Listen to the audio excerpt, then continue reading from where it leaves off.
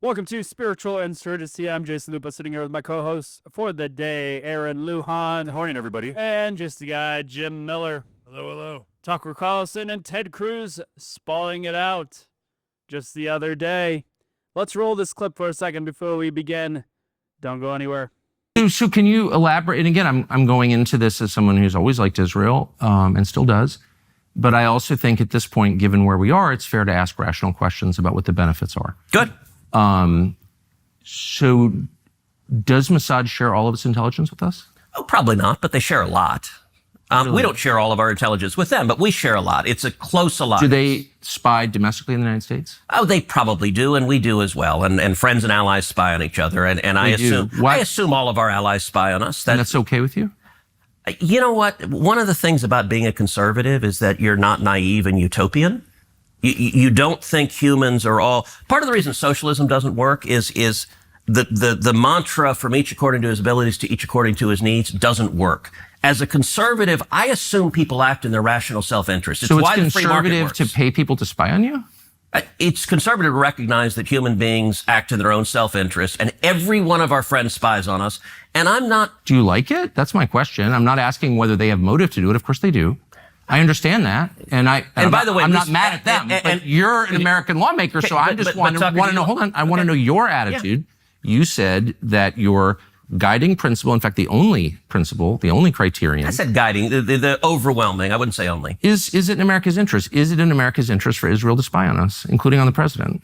It is in America's interest to be closely allied with Israel because we get huge benefits for it. And you want to see the clearest... But I just want to stop on the spying for a second. That it takes place, as you know, and including on the president of the United States and several precedents. And I just want to know if that's okay and why is it okay? Wouldn't an American lawmaker say to a client state, you're not allowed to spy on us? I'm sorry. I know why you want to. I'm not mad at you, but you're not allowed to. Sure. And I don't care for it. I don't want to be spied on by you. It's kind of weird not to say that, but you don't seem able to say that. Sure, I would say don't spy on us. They're going to anyway. And by the way, the Brits are, the Canadians are. Like, I don't think... Well, I'm not for that at all. Okay. I think it's disgusting. But we don't actually pay their... we're not their most meaningful sponsor. We're not sort of paying for the operations of the British government. So I got to say, and this is... It's weird... We're talking about isolationists, the obsession with Israel. Why is Israel... Oh, I don't think I'm obsessed with Israel. Okay, but I think a lot of people are. And like the question, Israel spies on us. Well, so does every other country. Why are you mad at Israel? I guess... No. I'm hardly the one who's... I've never taken money from the Israel lobby. Have you? Taken money from the Israel... From AIPAC. So AIPAC raises a lot of money for me, but it's actually a misnomer because the people who raise money are individuals. Right. So it's not the PAC itself, but they're individual members who believe in the American-Israeli friendship and relationship. Is AIPAC a foreign lobby? No, it's an American lobby. It's the AIPAC stands for the America-Israeli Political Action Committee. What does it lobby for? So, to be honest, not a whole lot effectively. Listen, AIPAC I wish were much more effective. Like, there are folks online who are in the fever swamp of terrified of AIPAC, and AIPAC... I'm not terrified of AIPAC at all.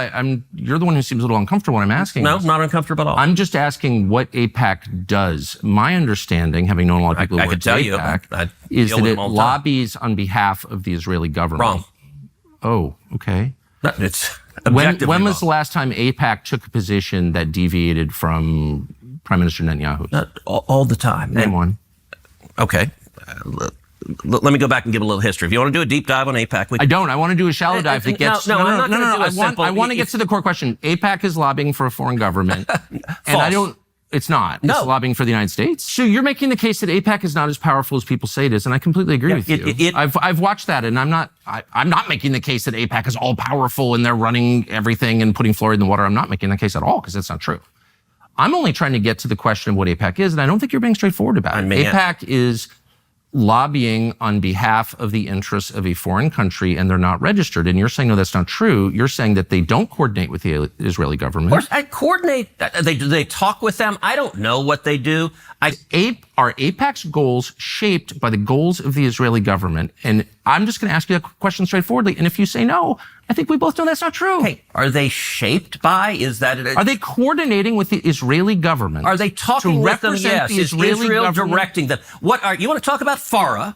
the law on lobbying on behalf of someone. Yeah. It is, I hire you and you lobby on behalf of me. I direct you. Does Israel direct AIPAC? No, they are not lobbying on behalf of them. Or do they care about them? Yes, but Or do you think that it's just interesting because what you're now describing in a very defensive way, I will say, is foreign influence over our politics? no. All right, so there we have it. A clash of Ted Cruz and Tucker Carlson. You know, I've always said that the best thing that Ted Cruz could ever do is just play poker all the time. He's fun to watch play poker. You ever watch him play poker? No, I didn't. He plays these charity tournaments, plays some cash games. You can find it online. It's very entertaining to watch him play, but As good as something, huh? he is good at something. I think Tucker Carlson is the voice of reason. I think Tucker Carlson represents a growing and strong base within the American right. I think that Donald Trump was elected on a mandate for let's not start any wars, let's mind our own business. And Tucker Carlson was asking very direct, simple questions. Should our allies be spying on us? Should Mossad be spying on the United States of America? And Ted Cruz gave this really limpy, weak answer of, well, we get, I'm not utopian, I'm not naive. It felt very dodgy. I think Tucker Carlson murdered him yesterday. And I also think that I'm very grateful for Tucker Carlson's voice because we must, as a church, be trying to avert war at all costs. So I like when Jim says not all veterans are good, not all veterans are bad, not all cops are good, not all cops are bad, because I don't think I think the problem is that in this argument in the media and in everyday conversation, it's like you can't say that you don't agree with something Israel's doing because then you're an enemy of Israel, and you can't somehow take Iran's side in any way, shape, or form, or you're pro-Iran. Like, can we acknowledge the fact that Israel is doing a lot of good things and a lot of things that they need to do in order to keep their country safe, but not all of it is great, and some of it is not a very smart decision. Just like Iran in the same line, you know, they are doing what they have to protect their country or what they believe to protect their country. But also Iran has done some really stupid crap throughout the years that has caused this escalation to ensue. Do I believe that the timing of this is right? No. Do I believe that we should be going about it in a warlike fashion instead of a diplomatic fashion? No. I was just pointing at the camera. I didn't know what camera I was on. We're in a new studio, guys. You're on this camera right here is yours. So 80% of Congress votes consistently in favor of AIPAC-backed legislation, military aid to Israel, anti-BDS laws, etc. So all that was happening yesterday between Tucker and Ted Cruz was just exposing the open secret in Washington, which is that Congress, the United States government, is lockstep and controlled by Israel. I mean, I would like to remind people that John F. Kennedy, when he was assassinated, threatened the Israeli control over the country by mandating that they register as a foreign agent. And it just, again, causation doesn't necessarily mean correlation, but he was murdered a week after he made that move, in addition to passing a executive order disbanding the Federal Reserve System, which many would argue is connected to Israeli banks. So I think that this is becoming more and more obvious, especially when you consider the fact that if you talk to the average American on the streets, they don't think that the United States should be fighting Israel's wars. Israel started this war, finish it. It's not our job to go fight for Israel's war, and I'm just grateful for Tucker Carlson. So I think I don't want any foreign country dictating any of our politics in our country. It's our country. It's not their country. Yes. But I want to bring it back to Tucker Carlson's bit right here, because he just proved a point. Regardless of political allegiances or anything else, he's going to actually ask questions and question things instead of just blindly follow in lockstep and heat. I think since he's done his own podcast, he kind of has his own.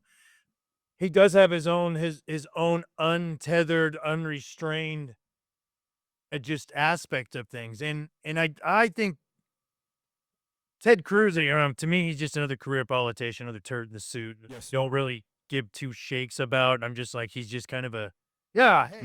But how many how many secrets and stuff and things that he's not supposed to say was he saying on there? Because there was a bunch of stuff, the way he was wording it and verbing it and saying it, that just sounded, you're like, what? Oh, we're going to go do this. We're doing, you're like, okay, what's going on with that? But I think Tucker Carlson did prove his point of just being, I'm going to ask questions regardless if we're politically aligned or not. And it is something that's more on the conservative end because we don't lockstep and heat with each other. We always like, why? Where's the right and wrong? What's the balance? What's the question? What's the cause and effect? Well, Price. they put this as a MAGA civil war as if it's a bad thing. And I know that Aaron will agree on me on this, but agree with me. No, we're not gonna do it that. Not that way. Not that way. Not that way. Just friends. Just friends. Didn't notice I'm right. So they talk about disagreement as if it's a bad thing. And the upside is Trump is riding this train. My words are like totally out of position here. Just like all of the Denver Bronco players are when they had their 1-16 season, out of position. They might have won more than one game, but it didn't seem like it. Anyways,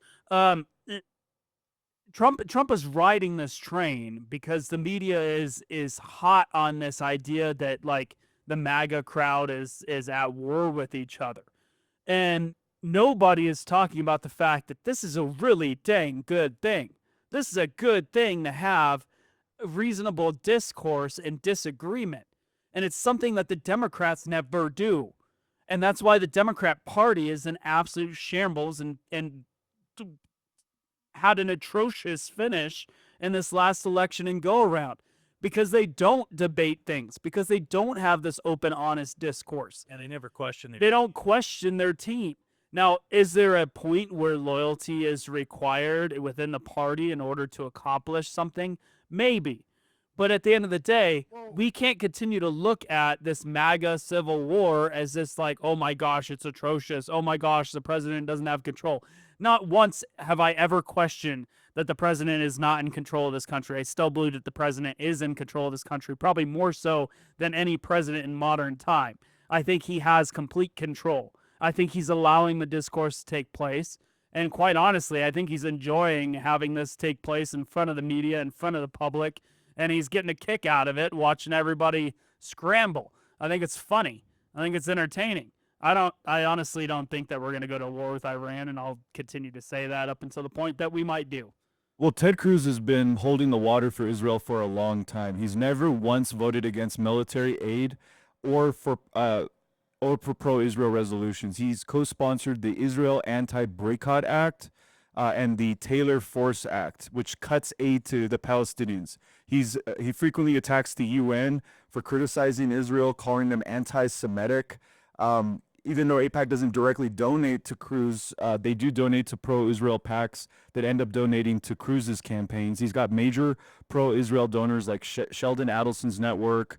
And then, of course, Ted Cruz is the evangelical healer, right? He's always, one could argue that he's got a strong evangelical base, and he's constantly leveraging this by saying it's your religious duty to support Israel. And he's met with Netanyahu multiple times. I just think he's another puppet for Israel, and I think it's just getting exposed right now. I think it's like sibling squabbling. You know what I mean? The loyalty aspect you were talking about is what? Some other ding-dong comes up, then it's like, hey, we're arguing, get out of here kind of thing. That's what I think, and I think it's fine. I think it's good. I think Ted Cruz should probably prepare for an interview a little better, though. I think he thought he was just going to walk that one, didn't he? He's just going to go in there and just be like, oh, they're going to walk me like a dog. It's easy. Instead, they dogged him out. Ted Cruz is Mike Tyson, and Tucker was Logan Paul.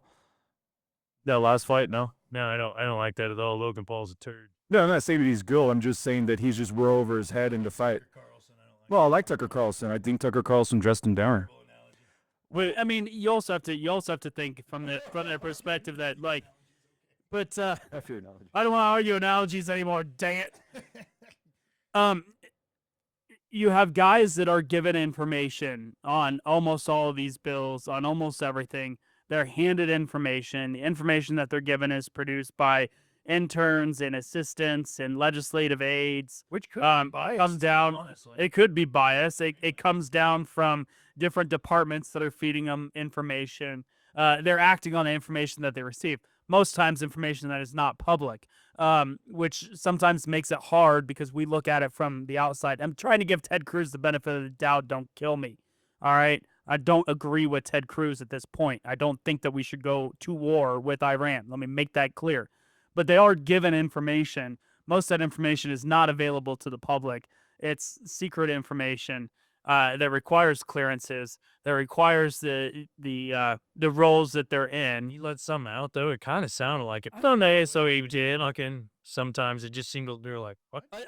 But I questioned this Israel's our greatest ally thing a couple days ago when Israel decided to attack Iran, because the United States did not want to participate, and somehow, and we ended up expected to participate, and all of a sudden we're shooting down missiles from boats from United States naval ships. For what reason? I thought we weren't going to get involved in this war. Yeah. Well, it was not just about the Israeli war, but I think it was on full display the division in the American right between the America First position and the neocon position. Ted Cruz clearly is still holding on to the Bush years and neoconservatism, and Tucker Carlson is very relevant, and he's exciting to listen to because I think he's emblematic of the strong and growing, what a lot of people have called the alt-right. He laughs at him. That's what makes him exciting. America First. You know, there was something interesting that Ted Cruz said, which is Israel does a lot. We get a lot of benefit, that somehow he was making a statement that our alliance with Israel benefits the United States and it's extremely beneficial. We get a lot out of it. A lot of benefits. What is the a lot? What are we getting out of our alliance with Israel? Does anybody here know what we're getting from them? Hopefully money, but that No, we're sending them. case. We're sending them money, dude. No, I understand we're sending them money. It was a joke. I don't know. I mean, I don't think that we have benefited at all from this partnership. Just friends. Just a pat in the back. Just friends. Like, They came out to help us fight some wars. But they also attacked USS Liberty. Why hasn't that been discussed in the history books until Candace Owens decides to talk about it and gets attacked for it? But another interesting conversation they had there in debate, addition to Israel, was Ukraine versus Israel. Cruz's position argued that supporting Israel and Ukraine was morally and strategically necessary. And Tucker's pushback was why the U.S. sends $100 billion to Ukraine but treats Israel as an untouchable ally. That both are really wasteful. And then the question came up, should the U.S. be the world's policeman? And of course, Cruz defended U.S. global leadership, saying retreating weakens America. And Tucker snapped back, saying that endless wars have bankrupted the United States and Israel should fight its own battles. I mean, We have funded all of these wars that every other country has benefited from for generations. We're the only one that foots the bill. And all of this money that supposedly we're in debt as a country, we owe other people money. Everybody else should be taking care of those bills. We should not be accruing interest on those because we have been the world's policemen for far too long. Everybody else is rooted on the fact that we have to fight these wars. European countries have sent minuscule amounts of money towards them, but continues to try to back them. We have rescued everybody, and yet somehow we still have to pay the price. And even though we've already paid the price with American lives. And they say we're the bad guys with everything. And to be honest with you, look, this isn't or against Israel or something, but if they were a better ally, wouldn't they not just be picking some damn extra war battle thing for us to be drug into dealing with? Right? Am I wrong with that? No, that's what I'm saying is that if you really want to be my friend, you don't start getting me into a bunch of fights, right? You don't just start showing up going, oh, hey, man, we're going to fight this guy, that guy, this person, that. No, you're like, dude, that's not a very good friend. You just kind of slow down. Did you ever have that friend? I'm trying. Yeah. Everybody, I think I've had that friend. Have you had that friend where you go out and he's like, dude, that guy's looking at me. What's up, bro? What's up? What's up? You're like, It's like, dude, chill, bro. Like, we're not here to. I'm trying to get my Subway. You know, I'm trying to. this is why I go to cigar bars and not like, bars and dance floors and hangouts like that. See, I'm a little more classy. I don't have friends that take me out to go get in fist fights. This was in the early 2000s. They only take me out to get into political arguments. The 90s, but yeah, you I was talking about the 2000s. And then Cruz framed backing Israel as a biblical obligation during the interview for Christians. And thank God Tucker Carlson rejected mixing theology with geopolitics, saying U.S. policy should prioritize Americans first, and it's supporting Israel is not a spiritual duty. And I think that's a conversation that I want to continue to have on spiritual insurgency, because I think we speak to a Christian audience, and the reality is that we've been manipulated, we've been co-opted, and we're being used as pawns to usher in these wars. I think that you should host a debate, get two people in here. One sits in Jim's seat, one sits in my seat. You can host the debate. Let's go. On whether or not the church has an obligation to Israel or not. I would love to hear that debate. Find two people for us, Aaron. Get him interested. Is our friend from the station interested in coming or anything? I don't know. You can ask. We're all thinking the same person. If there's any tiny hats out there that want to come on the show and debate me, I would welcome you to come on the show. I'll wear my big hat, you wear your little hat, and we'll go. So hilarious to me. Any tiny hats at the hill, little hat. #TinyHatMafia.